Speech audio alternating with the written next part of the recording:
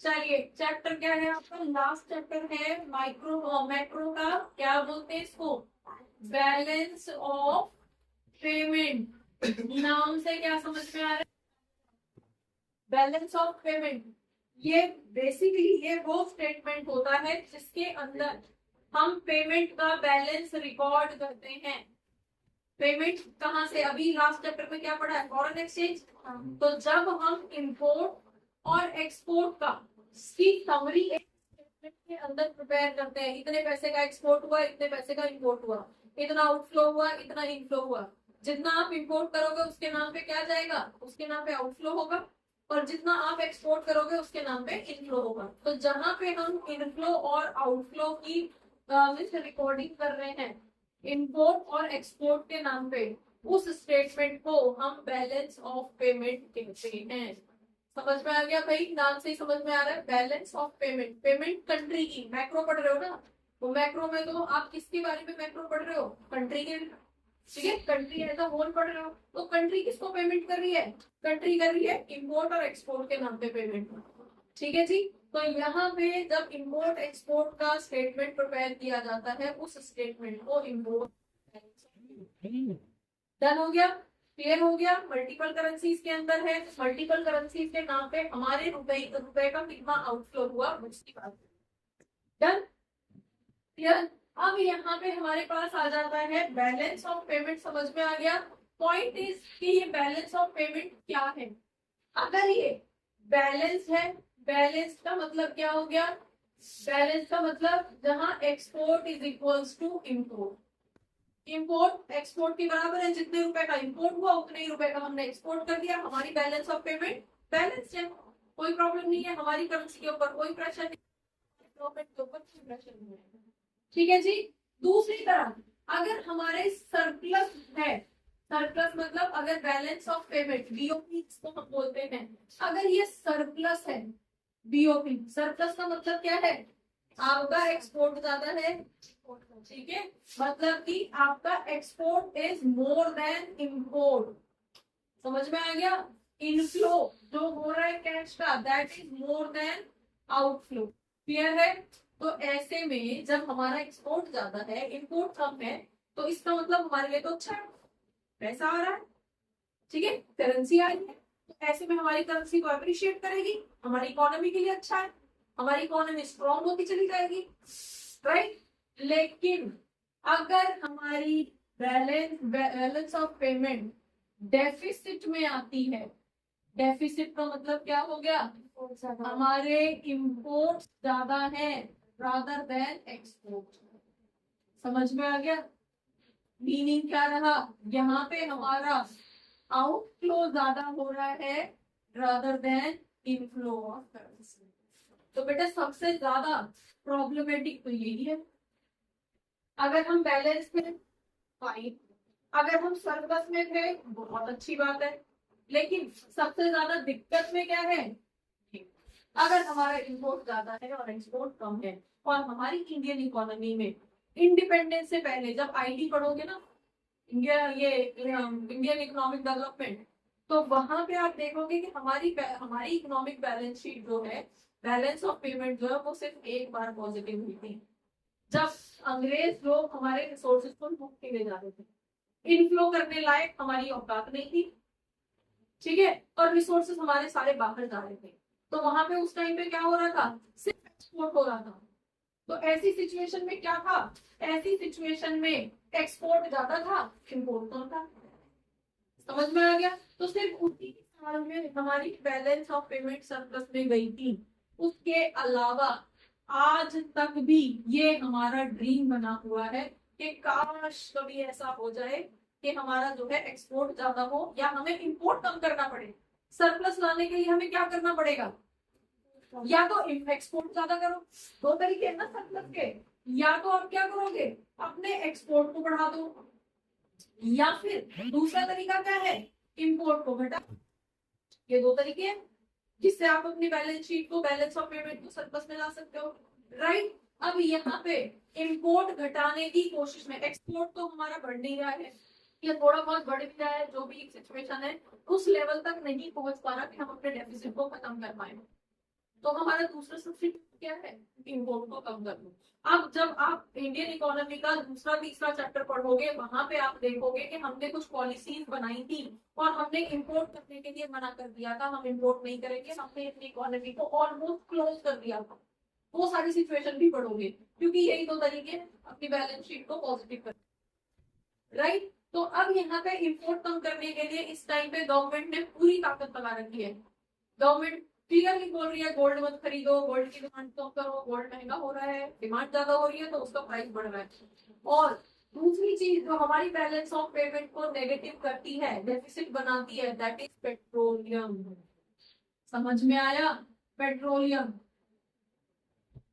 कैसे, ये first factor है, मोस्ट इंपॉर्टेंट फैक्टर है जो हमारी बैलेंस ऑफ पेमेंट को नेगेटिव कर रहा है। क्योंकि हर साल हमें जो क्रूड ऑयल मंगाना पड़ता है उसकी पेमेंट हमें डॉलर में करनी पड़ती है, उसके लिए हमें डॉलर की डिमांड जनरेट करनी पड़ती है, उसकी वजह से हमारी करेंसी पे प्रेशर आता है, उसकी वजह से हमारी करेंसी का आउटफ्लो ज्यादा होता है और हमारी पूरी इकोनॉमी पे उसका फर्क पड़ता है।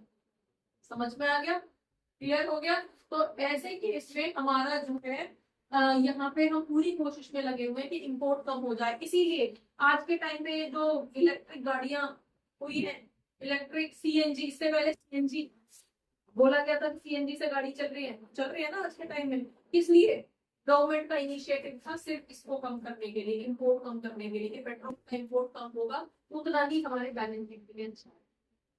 समझ में आ गया? बैलेंस ऑफ पेमेंट के लिए अच्छा है। आज के टाइम पे हाइड्रोजन बेस्ड गाड़ियों का प्रपोजल, इलेक्ट्रिक गाड़ियों पे सब्सिडी क्यों दे रही है गवर्नमेंट? क्योंकि आप गाड़ी खरीदो लेकिन इलेक्ट्रिक वाली खरीदो, जिससे कि हमें पेट्रोल कम मंगाना पड़े। आज के टाइम में कंपनी का सारा मैन्युफैक्चरिंग पेट्रोल से हो रही है, राइट। गाड़ियां सारी पेट्रोल से चल रही है। एक घर में 4 लोग हैं तो चारों के पास अलग अलग गाड़ियां हैं, है ना। तो ये सब क्या है, ये सब किसकी डिमांड जनरेट करवा रहा है? पेट्रोल की। और इसकी वजह से सिर्फ आप पे फर्क नहीं पड़ रहा। आप तो कह रहे हो हाँ हमारे पास हम इतना कमा रहे हैं कि हम गाड़ी अफोर्ड कर सकते हैं, पेट्रोल महंगा हो रहा है जी।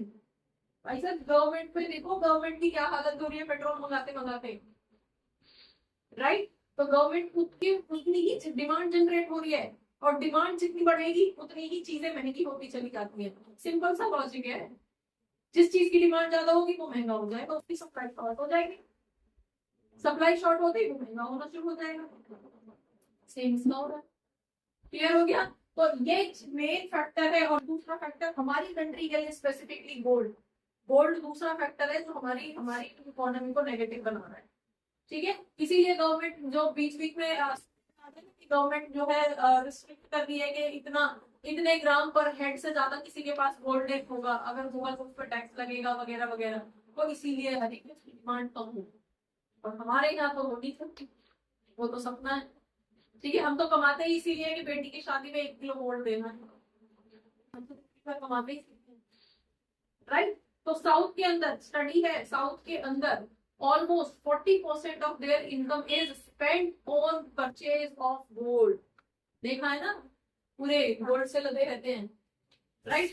तो वो सब क्या है, तो हमारी कंट्री में रहा है, बैलेंस ऑफ पेमेंट हमारी कंट्री की शो रही है। समझ में आ गया? तो ये मेन फैक्टर्स हो गए हैं जिसकी वजह से हमारी बैलेंस ऑफ पेमेंट जो है वो डेफिसिट में नजर आती है। समझ में आ गया? क्लियर है? बैलेंस ऑफ पेमेंट क्या होती है, समझ में आ गया? एक डेबिट साइड है और एक क्रेडिट साइड।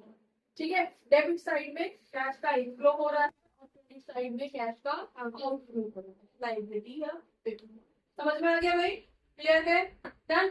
अब यहाँ पे हम देख लेते हैं कि इसके कुछ जो है अकाउंट होते हैं जिनका इफेक्ट यहाँ पे आता है।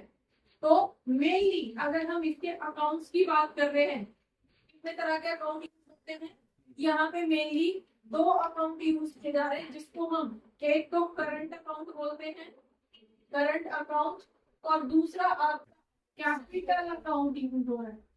बुक के अंदर उसमें मत जाओ, सीधे समरी को समझो।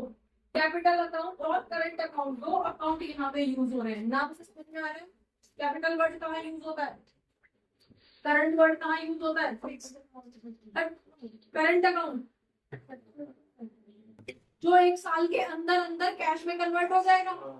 पेमेंट है तो करंट लायबिलिटी, करंट पेमेंट, और अगर रिसीव होना है तो करंट एसेट। ठीक है जी, 1 साल के अंदर अंदर। जबकि कैपिटल वर्ड कहाँ पे यूज होता है, कैपिटल अकाउंट कहाँ लगता है, जहां एसेट या लाइबिलिटी पे फर्क पड़ता हो, वो ट्रांजेक्शन जिसका एसेट या लाइबिलिटी पे इम्पैक्ट आता हो, ऐसी ट्रांजेक्शन को हम कैपिटल नेचर के अंदर रिकॉर्ड करते हैं। बैलेंस शीट ये आपने कई बार पहले पढ़ा हुआ है, बजट पढ़ा था वहां बहुत डिटेल में पढ़ा था ये। तो कैपिटल वर्ड यहाँ भी वही है, नेचर वही है, उसका नेचर कहीं नहीं बदलता। समझ में आ गया। अब हम बात कर रहे हैं करंट अकाउंट की। तो करंट अकाउंट के अंदर मेनली हम 2 वर्ड यूज करते हैं। एक वर्ड आता है सीधे, एक वर्ड आता है बीओटी, बैलेंस ऑफ ट्रेड। जहां पे बैलेंस ऑफ ट्रेड का मतलब जहां पे हम सिर्फ और सिर्फ गुड्स की बात कर रहे हैं, टेंजिबल गुड्स की बात कर रहे हैं। टेंजिबल गुड्स मतलब सामान खरीद रहे हो, बेच रहे हो, ठीक है। 1 साल के अंदर जब हम सिर्फ गुड्स की बात कर रहे हैं, टेंजिबल गुड्स खरीद रहे या बेच रहे हैं, तो उसका जो स्टेटमेंट बन रहा है उसको हम क्या बोलते हैं, बैलेंस ऑफ ट्रेड। समझ में आया, क्लियर है। यही चीज अगर हम यहाँ पे हम दूसरा वर्ड करंट अकाउंट की बात कर रहे हैं, करंट अकाउंट में डेली करंट अकाउंट पढ़ा जा रहा है, जब हम गुड्स एंड सर्विसेज दोनों की सेल परचेज की बात करेंगे तो वो हमारा करंट अकाउंट के अंदर रिकॉर्ड होगा। क्लियर हुआ। हमारा ये शॉर्ट टर्म, करंट का मतलब क्या है, शॉर्ट टर्म अकाउंट। मेरी इस तरह से समझो, ये हमारा शॉर्ट टर्म अकाउंट है, क्लियर है। तो शॉर्ट टर्म अकाउंट में मेनली हम यहाँ पे 2 वर्ड यूज करते हैं। कौन सा, एक balance of trade. Balance of trade का मतलब क्या है, बैलेंस ऑफ ट्रेड का मतलब क्या है, जब हम उस स्टेटमेंट में सिर्फ और सिर्फ गुड्स के सेल परचेज की बात कर रहे हैं, सामान, टेंजिबल सामान, ठीक है, वो इंपोर्ट कर रहे हैं या एक्सपोर्ट कर रहे हैं उसकी रिकॉर्डिंग कर रहे हैं, किसी सर्विसेज की रिकॉर्डिंग नहीं कर रहे हैं। अब ये गुड्स कौन सी वाली रहेंगी, टेंजिबल रहेंगी, ठीक है। ये मल्टीलेटरल हो सकती है, बाइलेटरल हो सकती है, यूनिलेटरल हो सकती है, किसी भी फॉर्म में। अब बता दो जरा, मल्टीलेटरल, यूनिलेटरल और बाइलेटरल का मीनिंग क्या है। हमने यहाँ पे 3 वर्ड पढ़े हैं, मल्टीलेटरल, ठीक है, मल्टीलेटरल ट्रांजेक्शन, बाइलेटरल ट्रांजेक्शन, ठीक है, ट्रांजेक्शन है ये, और आपके पास है यूनिलेटरल ट्रांजेक्शंस।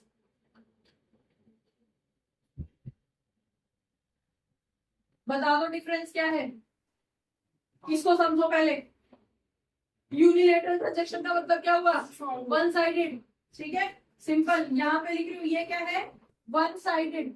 जैसे कि डोनेशन, सामान उठाया वहां पे ले जाके डोनेट कर दिया, ठीक है, क्लियर हो गया।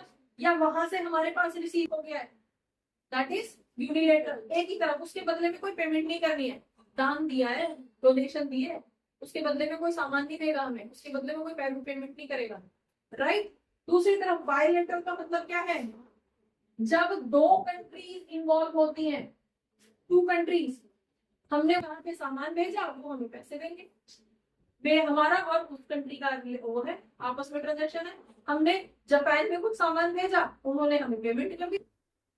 मैं जानू या जापान जाने, राइट, इंडिया जाने जापान जाने, तीसरी किसी कंट्री का इन्वॉल्वमेंट नहीं है, दैट इज बायलैटरल, राइट। और तीसरा आ जाता है यूनिलेटरल, मल्टीलेटरल, मतलब यहाँ पे बहुत सारी कंट्रीज का इन्वॉल्वमेंट है।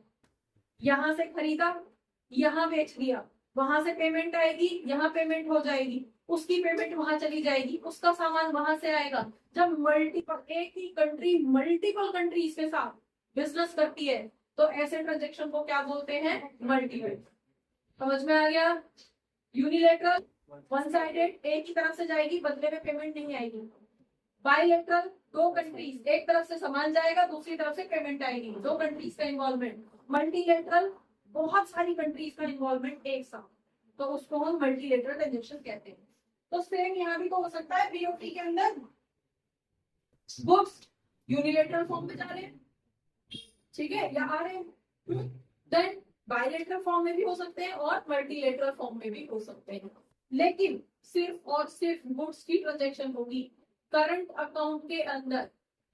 सिर्फ और सिर्फ गुड्स की ट्रांजेक्शन जब रिकॉर्ड होती है तो उसको हम क्या बोलते हैं, बीओटी बोलते हैं। बैलेंस ऑफ ट्रेड चैप्टर क्या पढ़ रहे हो, balance of payment. Balance of payment बड़ा एस्पेक्ट है, बैलेंस ऑफ पेमेंट का छोटा सा एस्पेक्ट बीओटी होता है। कई बार आप लोगों से डिफरेंस पूछ लिया जाता है। ठीक है जी, 4 नंबर का पेपर आपको इस चैप्टर से मिलेगा। कई बार 2 नंबर में बैलेंस ऑफ पेमेंट और बैलेंस ऑफ ट्रेड का डिफरेंस पूछ लेते हैं। कई बार बैलेंस ऑफ ट्रेड और करंट अकाउंट का डिफरेंस पूछ लेते हैं, एक ही है, लेकिन इसके अंदर अंदर हम सिर्फ गुड्स की बात कर रहे हैं, सेल या परचेज, इंपोर्ट या एक्सपोर्ट। और इसके अंदर हम क्या बात कर रहे हैं, इसके अंदर हम टोटल की बात कर रहे हैं, goods and services with in 1 year. ठीक है, जिसकी वजह से ना तो कैपिटल पे कोई फर्क पड़ेगा ना एसेट लायबिलिटी पे कोई फर्क पड़ेगा। वो ऐसे ट्रांजेक्शन क्या बोले जाते हैं, करंट अकाउंट। समझ में आ गया, ठीक है, क्लियर है। सरप्लस बैलेंस क्लियर है। बैलेंस का मतलब जब इंपोर्ट और एक्सपोर्ट बराबर होगा करंट नेचर में गुड्स एंड सर्विसेज का तो वो बैलेंस बोली जाएगी। एक्सपोर्ट ज्यादा है सरप्लस बोला जाएगा और इंपोर्ट ज्यादा है तो डेफिसिट बोला जाएगा। समझ आ गया यहाँ तक, आगे बढ़ू। चलिए नेक्स्ट आपके पास आ जाता है कैपिटल अकाउंट। कैपिटल अकाउंट का नेचर आपको पता है, कैपिटल जैसे ही वैसे ही या तो एसेट पे फर्क पड़ेगा या तो एसेट पे फर्क पड़ेगा या फिर लायबिलिटी पे फर्क पड़ेगा। समझ में आ गया। कोई भी ट्रांजेक्शन, अब ट्रांजेक्शन हो रही है, ट्रांजेक्शन की बात कर रहे हैं तो ट्रांजेक्शन तो हो रही है लेकिन इसकी वजह से या तो कंट्री के ऊपर लायबिलिटी आएगी, ठीक है, या फिर कोई एसेट जाएगा। इस तरह की कोई ना कोई इफेक्ट या तो एसेट पे पड़ेगा या लायबिलिटी पे पड़ेगा। मतलब कि यहाँ पे लॉन्ग टर्म की बात हो रही है। लॉन्ग टर्म ट्रांजेक्शन जो भी होते हैं वो सब कैपिटल अकाउंट के अंदर रिकॉर्ड किए जाते हैं। जैसे कि आपने कुछ बोरो किया है, समझ में आ गया, बोरोइंग की है, आपने की है। आपने कुछ लैंडिंग की है, लैंडिंग मतलब लैंडिंग एंड एडवांसमेंट, किसको, दूसरी कंट्रीज को। आप भी तो लोन दे रहे हो, आप श्रीलंका को लोन दे रहे हो, पाकिस्तान को दे रहे हो, नेपाल को दे रहे हो, भूटान को दे रहे हो। बहुत सारी कंट्रीज है जिसको आप लोन दे सकते हो, बहुत सारी कंट्रीज है जिससे आप लोन ले सकते हो। ठीक है, आप एक्सपेक्ट करने लगोगे नेपाल आपको लोन देगा तो वो तो नहीं है पॉसिबल, लेकिन यूएस आपको लोन देगा। यूएस आपसे नहीं लेगा, वो इतना कैपेबल है, राइट। तो ऐसे ही हम कहीं से बोरो करते हैं। अब बोरो कर रहे हैं तो इफेक्ट किस पे आ रहा है, बोरो करने का इफेक्ट लायबिलिटी पे, लैंडिंग करने का इन्वेस्टमेंट है हमारे लिए, एसेट।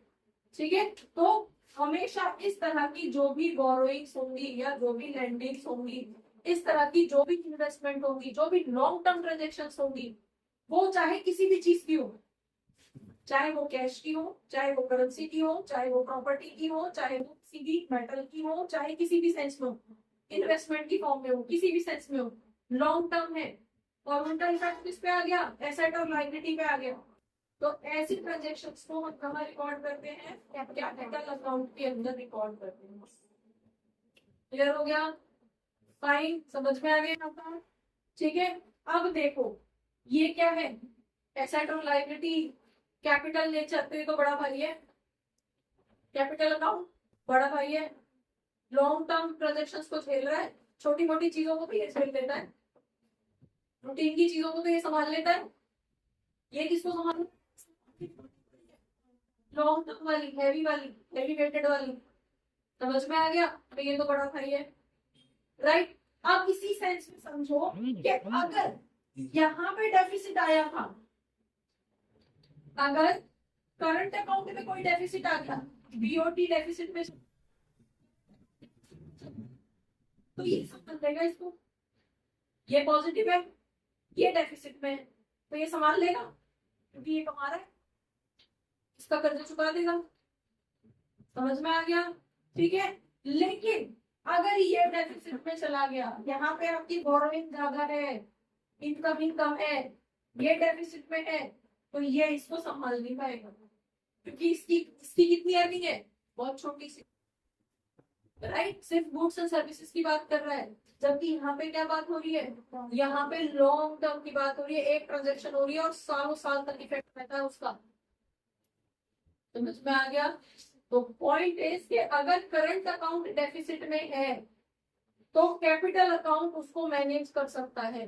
लिख दो, क्या लिखोगे यहाँ पे, इफ करंट अकाउंट आपका डेफिसिट में है तो कैपिटल अकाउंट, ठीक है, then capital account can manage, ठीक है, कैपिटल अकाउंट मैनेज कर लेगा, क्योंकि अगर यहाँ की अर्निंग ज्यादा है, यहाँ के खर्चे ज्यादा है, तो इन खर्चों को यहाँ की अर्निंग से सेटल कर लेंगे। लेकिन अगर बड़ा भाई ही कोमा में चला गया तो ये इसको बचाना पड़ेगा। समझ में आया? तो आपके पास इफ, यहाँ पे था if capital account is deficit, ठीक है, देन आपका current account can not manage.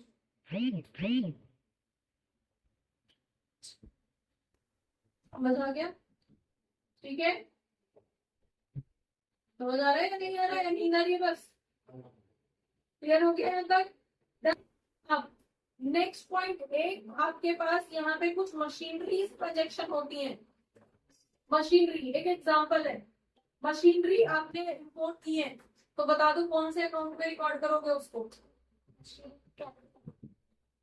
Machine import करी है, पक्का? क्यों?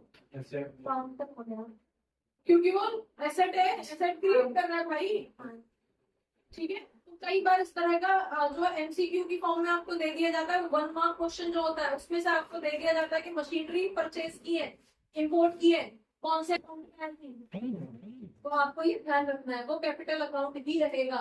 क्यों? क्योंकि वो एक तो एसेट क्रिएट कर रहा है, प्लस वो किसके लिए काम आएगा, वो बिजनेस के लिए काम में आएगा, बिजनेस प्रोसेसिंग के लिए काम में आएगा, इसलिए उसको हम कैपिटल एसेट बोलेंगे। ना कि हम बीओटी के अंदर रिकॉर्ड नहीं करेंगे, करंट अकाउंट के अंदर रिकॉर्ड नहीं करेंगे। गुड्स है, टेंजिबल है, टेंजिबल है ना? क्या होगी टेंजिबल? छू सकते हैं, देख सकते हैं, सेल परचेज कर सकते हैं, दैट इज टेंजिबल। मशीन पूरी तरह से टेंजिबल है, लेकिन फिर भी हम यहाँ पे रिकॉर्ड नहीं करते। क्यों? क्योंकि मशीन एसेट है, तो मशीन मंगा रहे हो, एसेट, एसेट क्रिएट कर रही है वो कंपनी का, कंट्री का, तो इसलिए उसकी रिकॉर्डिंग कहाँ होगी, कैपिटल के अंदर होगी, कैपिटल अकाउंट के अंदर रिकॉर्ड होगी। ठीक है जी, क्लियर हो गया? बस ऑलमोस्ट यही था। अब यहाँ पे दो तरह के ट्रांजेक्शन आपके आते हैं, जिसको हम, दो ट्रांजेक्शन हम यहाँ पे लिख रहे हैं। एक ट्रांजेक्शन होता है हमारा ऑटोनॉमस, ठीक है, ऑटोनॉमस ट्रांजैक्शंस, और दूसरा होता है अकोमोडेटिंग ट्रांजैक्शंस। दोनों में डिफरेंस क्या है?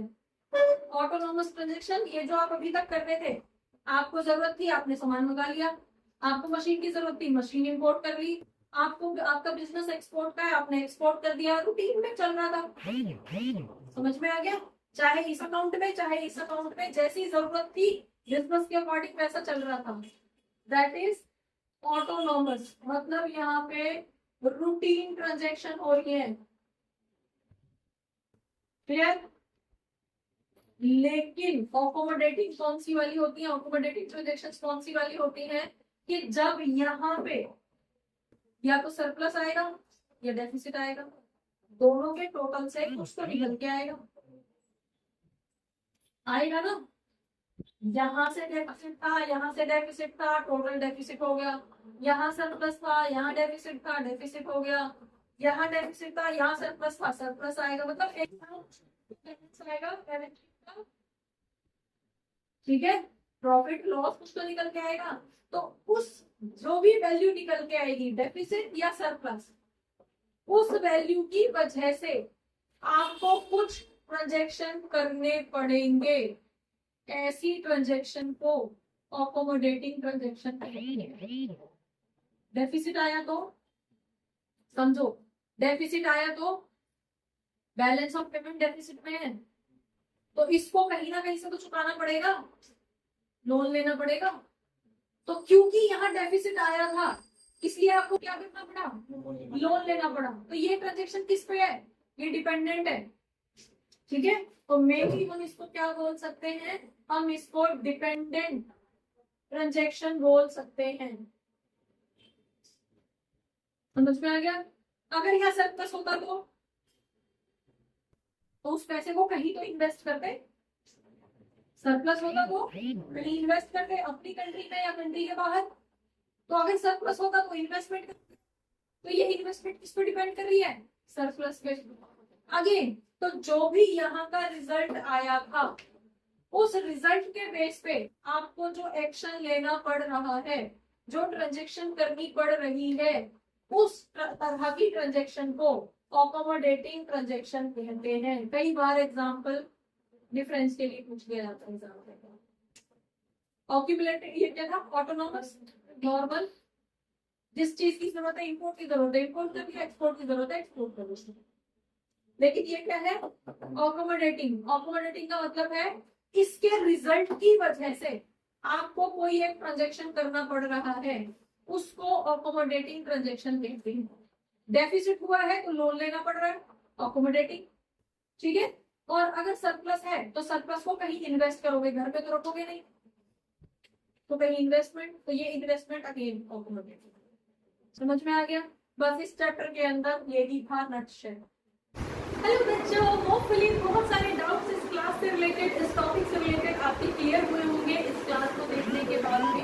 अगर रियली आपके कुछ डाउट्स क्लियर हुए हैं, आपको ये क्लास अच्छी लगी है, तो आप इसको लाइक करिए, सब्सक्राइब करिए और अपने फ्रेंड्स के साथ शेयर करिए।